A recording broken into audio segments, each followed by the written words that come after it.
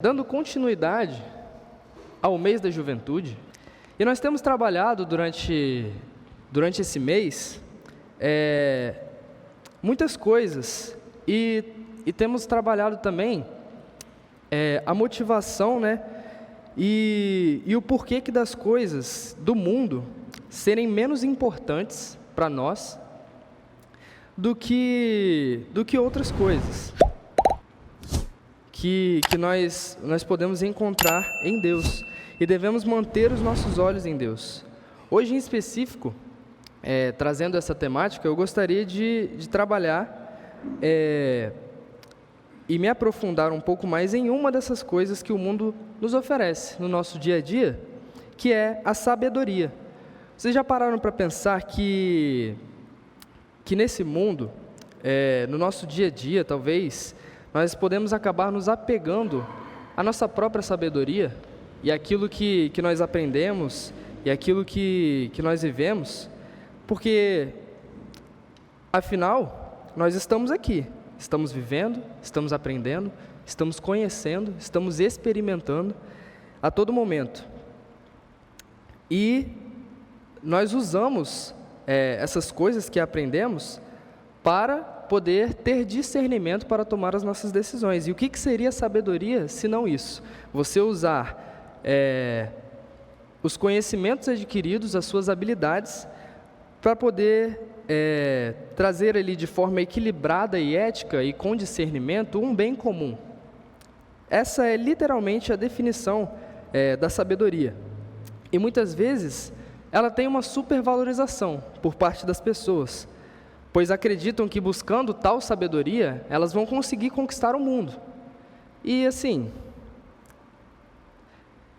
de certa forma, talvez consigam sim, consigam conquistar o que desejam aqui deste mundo, mas continuam sendo coisas desse mundo, e os seus corações vão estar sempre voltados para as coisas daqui.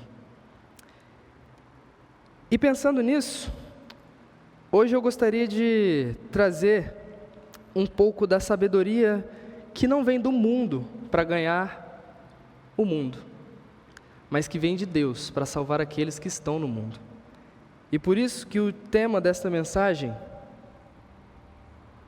é a loucura da cruz. Eu peço que vocês abram suas Bíblias em 1 Coríntios, capítulo 1. Nossa, ficou pequeno. Eu achei que ia ficar um pouco maior, mas tá bom. 1 Coríntios, capítulo 1, dos versos 18 ao 25, que diz assim: Pois a mensagem da cruz é loucura para os que estão perecendo, mas para nós, que estamos sendo salvos, é poder de Deus. Pois está escrito: Destruirei a sabedoria dos sábios e rejeitarei a inteligência dos inteligentes. Onde está o sábio? Onde está o erudito? Onde está o questionador desta era? Acaso não tornou Deus louca a sabedoria deste mundo? Visto que, na sabedoria de Deus, o mundo não o conheceu por meio da sabedoria humana. Agradou a Deus salvar aqueles que creem por meio da loucura da pregação. Os judeus pedem sinais miraculosos e os gregos procuram sabedoria. Nós, porém, pregamos a Cristo crucificado, o qual de fato é escândalo para os judeus e é loucura para os gentios. Mas para os que foram chamados, tanto judeus como gregos, Cristo é o poder de Deus e a sabedoria de Deus. Porque a loucura de Deus é mais sábia que a sabedoria humana, e a fraqueza de Deus é mais forte do que a força do homem. E é isso que diz a palavra de Deus. E o nosso primeiro ponto de hoje é loucura para uns e poder para outros.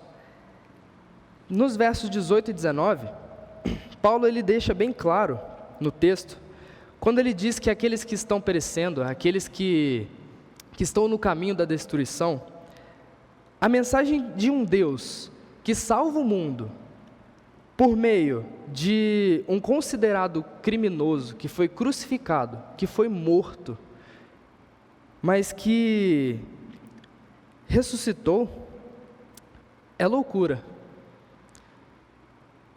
Porque os olhos deles estão completamente cegos por tudo o que esse mundo tem a oferecer, por tudo que esse mundo tem a oferecer e também por essas coisas que não passam de ilusões deste mundo. Assim, eles vivem cheios da sua própria sabedoria, tentando encontrar nessas ilusões algum sentido, encontrar nessas ilusões algo que vá trazer o discernimento para elas. Mas essas ilusões que eles veem são todas coisas daqui, que passam rapidamente, como a nossa vida. E as pessoas vivem cheias de sua própria sabedoria e julgam saber qual que é a melhor forma de viver e também consideram-se suficientemente sábias, o que não permite que enxerguem o real significado dessa mensagem e por isso acham loucura um Deus que salva as pessoas. Quantas pessoas não encontramos por aí que elas são muito sábias, elas têm uma boa bagagem intelectual, mas que não conseguem compreender uma mensagem que é tão simples. Isso porque seus olhos estão fechados, seus ouvidos estão tampados e as suas almas se encaminham para a destruição. Contudo, Paulo ainda nos mostra que para aqueles que creem, ou seja, os que tiveram os olhos abertos por Deus, a mensagem da cruz não é loucura, não mesmo, mas sim poder de Deus, pois carrega consigo a própria verdade, a vida e a esperança. E certa vez, eu conversando com uma pessoa, ambiente de trabalho, ela me perguntou assim: ô Rian, você, por acreditar que existe uma vida depois que você morre, isso te traz algum alívio? Isso te traz algum conforto? E na mesma hora eu falei, cara, não é bem isso, assim, porque, vamos ser sinceros, ninguém quer morrer. Todos têm um pouco de medo de como que vai ser a sua morte. Mas eu pontuei uma coisa que foi interessante para ele. Eu falei o seguinte: cara, não é bem essa a palavra que eu usaria. Na verdade, a palavra que eu descreveria, o que eu sinto quando eu penso na vida após a morte, é esperança. E aí ele parou assim, ficou tipo, nossa, profundo o que você está falando. Eu falei, é esperança. Nada além disso. E nessa mensagem, que é tão simples, é que está essa esperança, o poder do convencimento do coração e da mente do homem,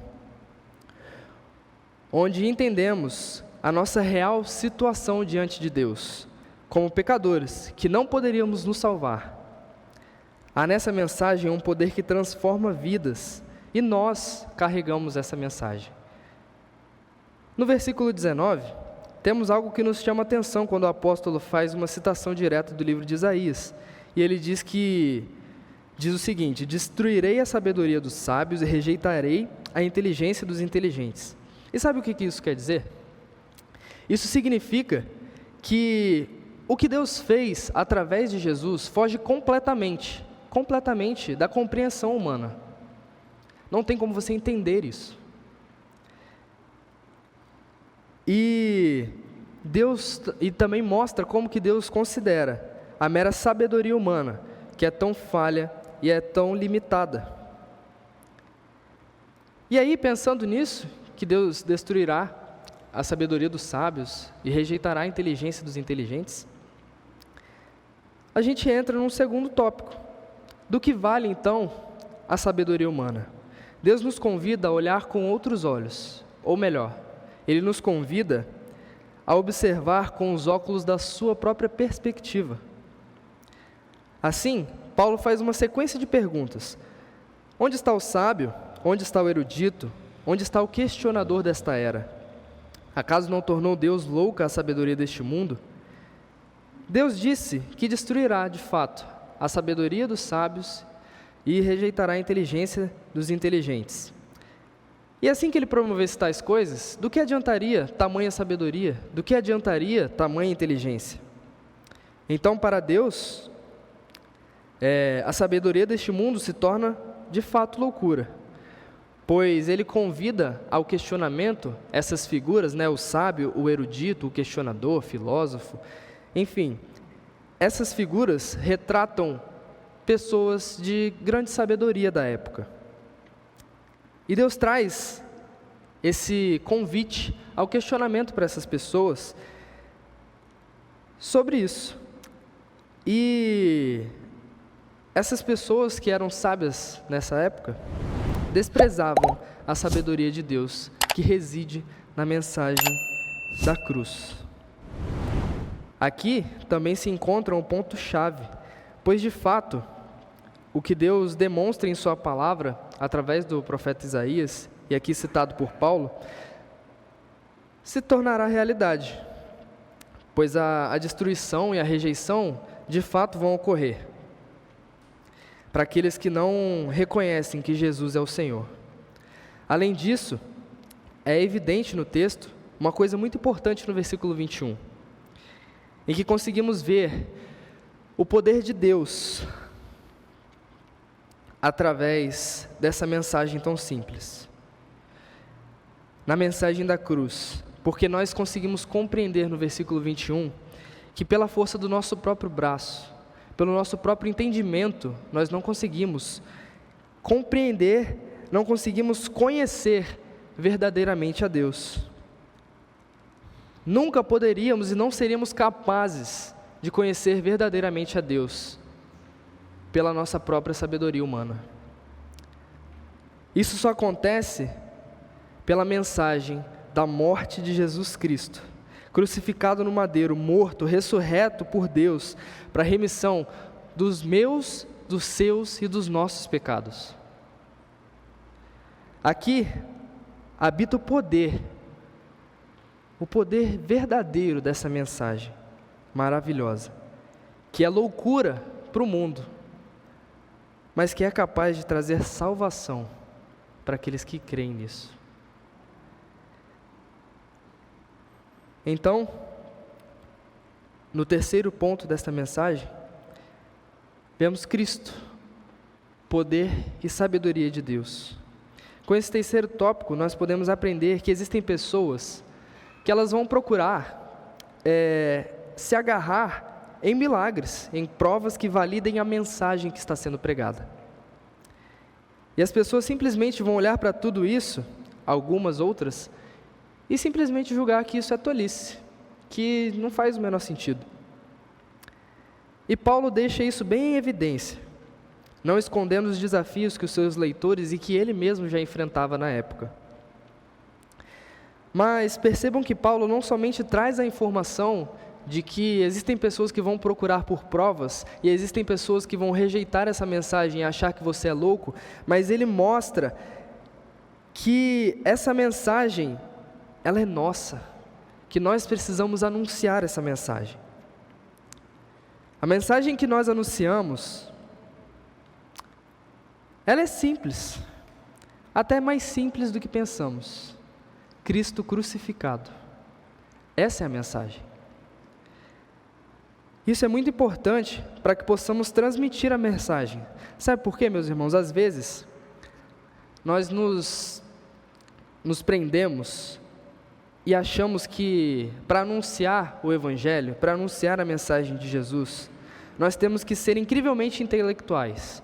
Nós temos que ser incrivelmente cheios de retóricas, recursos persuasivos da fala, expertos em teologia.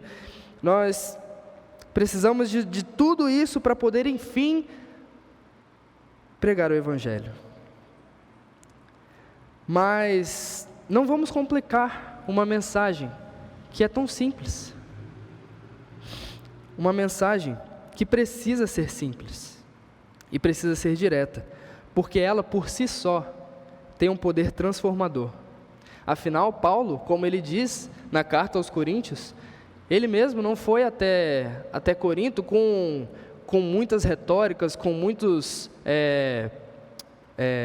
com muitos recursos da fala para poder convencer eles. Não, ele foi com uma mensagem simples, que Jesus Cristo é o Senhor. Ele veio com essa mensagem simples. E veja bem, eu não estou dizendo que nós não temos que nos aprofundar no estudo da palavra, de que nós não devemos ter um compromisso com a leitura ou com uma vida de oração. Mas o que eu estou dizendo é que não importa se você vai falar muito bem ou se você sabe tudo da Bíblia. Nosso papel é ir e é pregar que Jesus é o Senhor, que Ele nos redimiu e que Ele vai voltar. Ele vai voltar. E quantas pessoas nós conhecemos e sabemos que não conhecem o Senhor? E por que guardar essa mensagem? Por que não anunciar esse Evangelho? Por que não viver essa mensagem? Nosso papel é ir e dizer que Jesus é o Senhor. O restante é trabalho do Espírito Santo de Deus. Ele vai fazer isso. Só Ele tem o poder de convencer o ser humano do pecado. E sim, para alguns vai ser uma ofensa. Para outros vai ser um escândalo.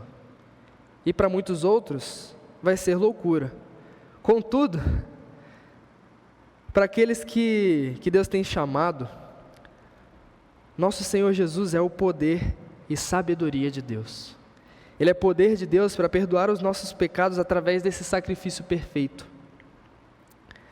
Ele é poder de Deus para que muitas pessoas ao redor do mundo, numa mesma data, num mesmo horário, ao redor deste bairro, dessa cidade, desse estado, desse país, se encontrem num mesmo lugar para adorar este nome. E esse poder de convencimento que existe na mensagem é o maior milagre que nós podemos ver. Às vezes a gente tem a tendência de achar que a maior representação do poder de Deus foi quando Ele abriu o mar. Ou então, quando Ele fez um cego enxergar, um manco andar, quando Ele multiplicou pães e peixes. Mas na cruz, ali sim, há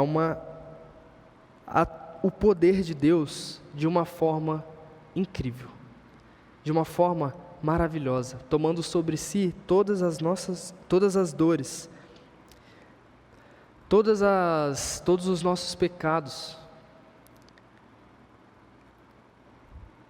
E essa ira que estava apontada para nós, Ele pagou o preço por isso. Nós éramos inimigos de Deus e agora somos seus filhos. Essa mensagem é maravilhosa, meus irmãos. Para os que reconhecem Jesus como Salvador, essa mensagem também representa sabedoria de Deus, pois é a solução de Deus para o problema do pecado, através da sua maravilhosa graça. A verdadeira sabedoria reside nesta mensagem, para lidar com as adversidades da vida, com as circunstâncias da vida. E somos convidados a seguir os seus passos. E não apenas anunciar, mas viver essa mensagem de fato. E para concluir, vemos no verso 25 que realmente toda a sabedoria se torna loucura, toda a sabedoria humana se torna loucura, próximo da sabedoria de Deus. Então descobrimos que a melhor forma de viver é viver em sua sabedoria. É viver relembrando todos os dias dessa mensagem que nos livrou da morte eterna. Essa mensagem que traz transformação e que para muitos é loucura, mas que para nós é poder de Deus.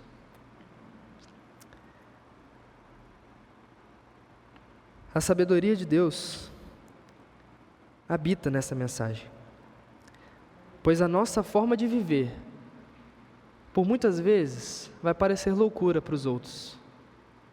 As pessoas vão olhar para nós, vão falar: essa pessoa é maluca. Ela está deixando de curtir a vida para ir numa vigília na sexta-feira, para passar lá horas e horas cantando, orando. Eles estão gastando a vida deles.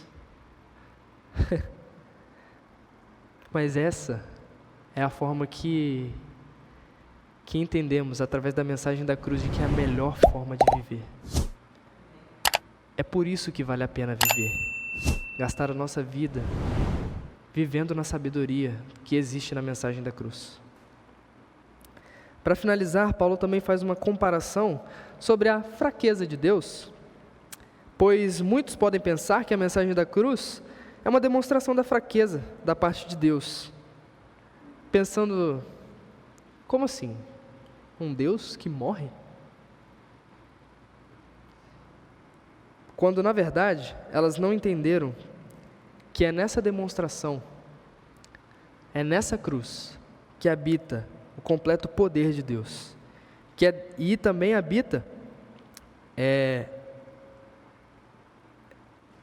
a sabedoria de Deus, que é muito mais sábia do que a sabedoria humana. E também é mais forte do que qualquer esforço humano. Então, que possamos viver essa loucura, essa mensagem que parece loucura, mas que traz salvação para a honra e glória do nosso Senhor Jesus Cristo. Que possamos sair daqui pensando nisso, pensando que nós devemos anunciar essa mensagem, que nós devemos viver essa mensagem, e essa é a melhor forma de viver. Eu gostaria de encerrar este momento orando, e depois a gente vai passar para o louvor. Oremos. Deus, muito obrigado. Muito obrigado, Deus, por esta mensagem maravilhosa que o Senhor trouxe para nós. Obrigado, Deus, porque antes éramos inimigos e hoje somos teus filhos. O Senhor nos trouxe de volta a vida, ó Deus. O teu Santo Espírito nos convenceu do pecado, e glórias a Ti por isso, Senhor, porque hoje nós somos pessoas redimidas, pessoas que se encontram nas quartas-feiras, no domingo, nos sábados às vezes, para poder adorar e bendizer este nome poderoso, mas também para poder espalhar um pouco mais dessa mensagem, porque nós sabemos que o Senhor morreu e que o Senhor ressuscitou, subiu aos céus e vai voltar. Nós confiamos que o Senhor vai voltar, nós sabemos que o Senhor vai voltar, e que o Senhor possa usar as nossas vidas para poder transformar outras. Usa-nos, Senhor, use-nos conforme a Tua vontade, possamos ser usados por Ti na escola, no trabalho, na faculdade, onde quer que estejamos, ó Deus, no nosso bairro, na nossa vizinhança, ó Deus, tantas pessoas que carecem de Ti, ó Deus, e que acham que esta mensagem é loucura. Deus, abra os olhos dessas pessoas para que elas possam enxergar como nós enxergamos. Essa é a oração que nós fazemos, ó Deus. Guia-nos, em nome de Jesus. Amém.